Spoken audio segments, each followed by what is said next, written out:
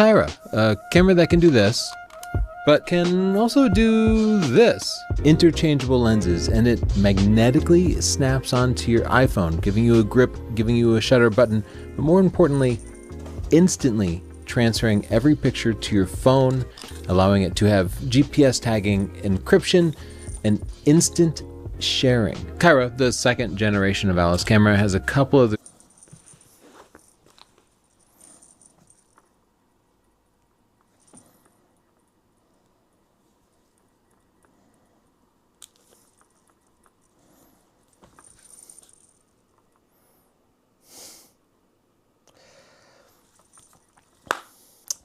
This AI camera, I think, is trying to solve, in part, a problem that was solved years ago with Bluetooth and Bluetooth Low Energy. I saw this video a while back. I know I'm very late to this. And, you know, I'm not trying to knock Tony Northrup there. You know, he's got some good videos. But I'm not sure quite what he's trying to get at in this video. I don't think I necessarily agree with it.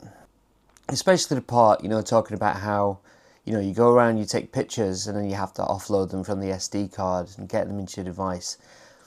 I don't know. I'm going to have to look into this right now, because for me, with my Nikon gear, I've had SnapBridge for years. I mean, we're going back before 2020, ages. And it's just really convenient.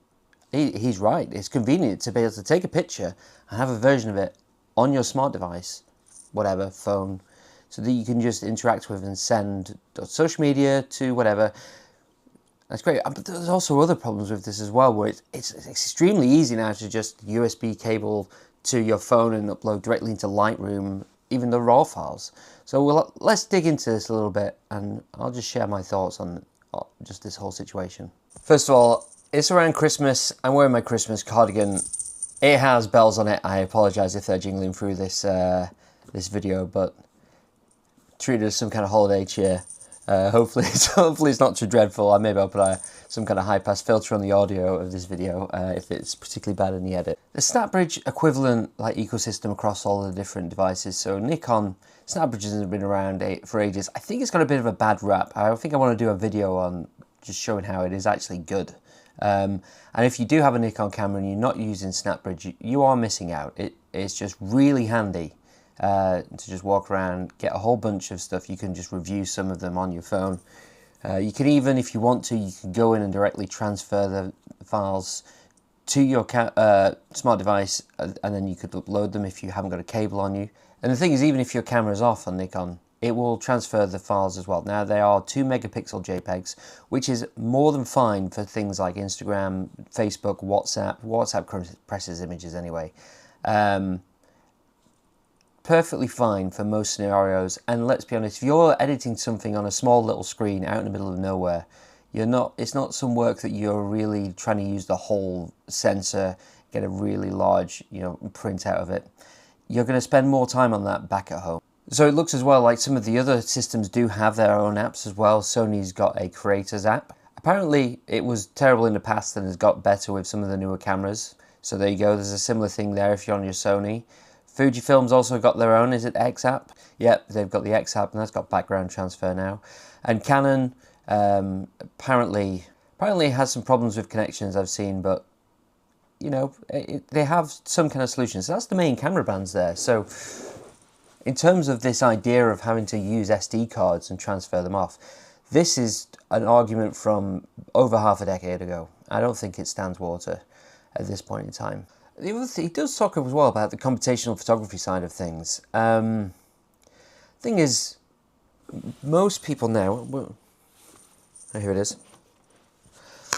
If you want to use computational photography, you're not going to beat a smartphone in 2025. Especially, I mean, this camera, this AI camera, MagSafe, you're using it with an iPhone, aren't you? Apple's entire thing is computational photography. Same with like Samsung and Google, but Apple particularly. You know, if you want to do a HDR photo, you just take a picture of one of these now.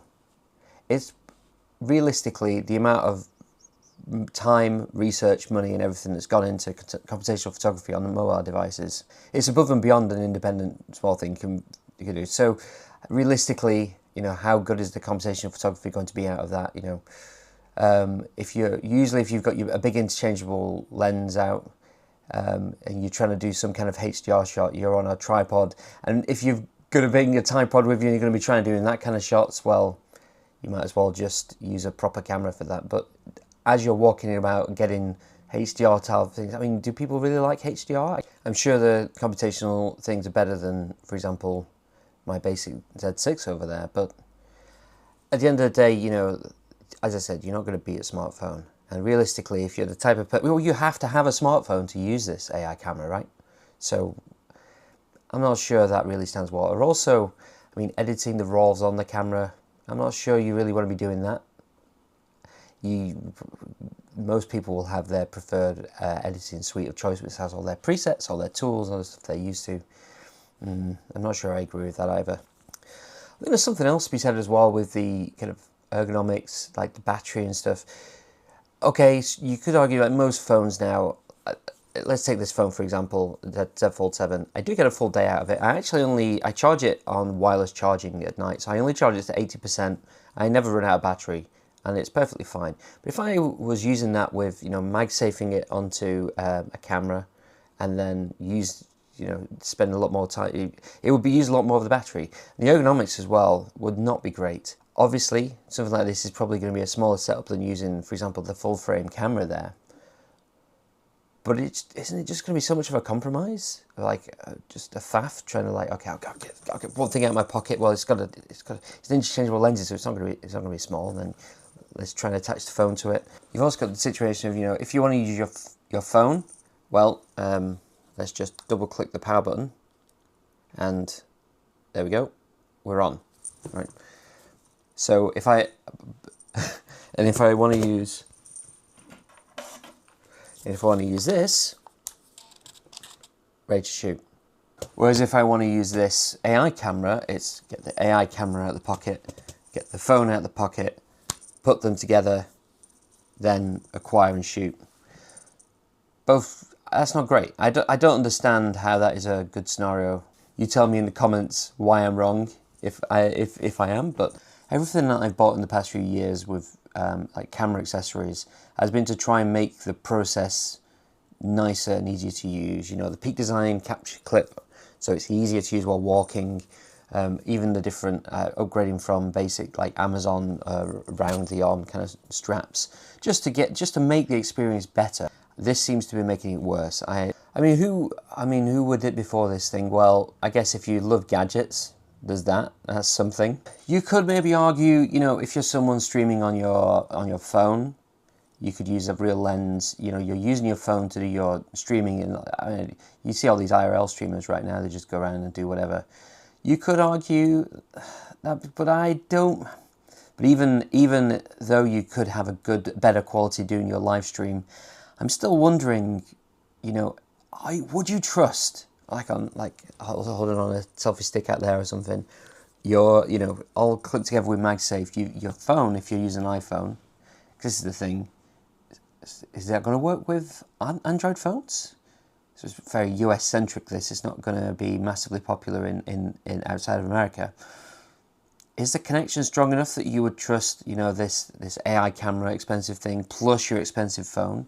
But at the end of the day, for, you know, actual photographers using their camera going out and about, software like SnapBridge or the X app on Fuji and all these other ones for the other devices, I think they kill this off. They kill this off completely.